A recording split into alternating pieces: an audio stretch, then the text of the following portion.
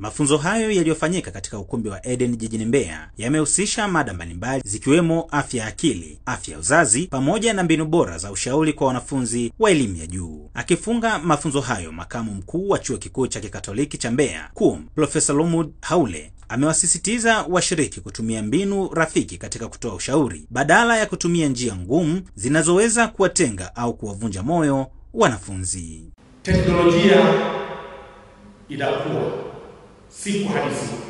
Teknolojia inabadilisha mambo mengi sana ya kiutendaji, hata ya uishi.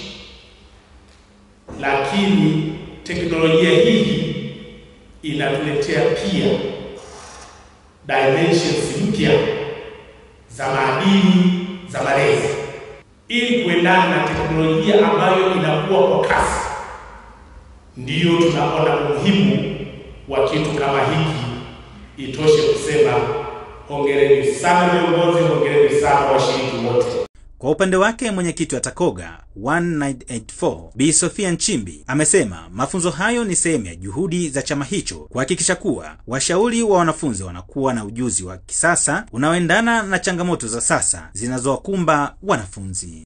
Chama chetu kina utaratibu mzuri wa kufanya kazi zake za unasihi kwa serikali za wanafunzi pale tunapokutana kwenye zonal meetings, lakini tumekuwa tukifanya mafunzo mengine kama haya ambayo yamekuwa yakifanyika kila mwezi wa 5 au wa 6 mwanzoni kwa washauri wanafunzi pamoja na serikali za wanafunzi. Ili pia tumeenda zaidi, kuna wakati tunaenda kwenye shule za sekondari pia kuendelea kutoa elimu ya ushauri sana wanafunzi, na pengine popote tunapohitajika tumekuwa tukifanya hivyo.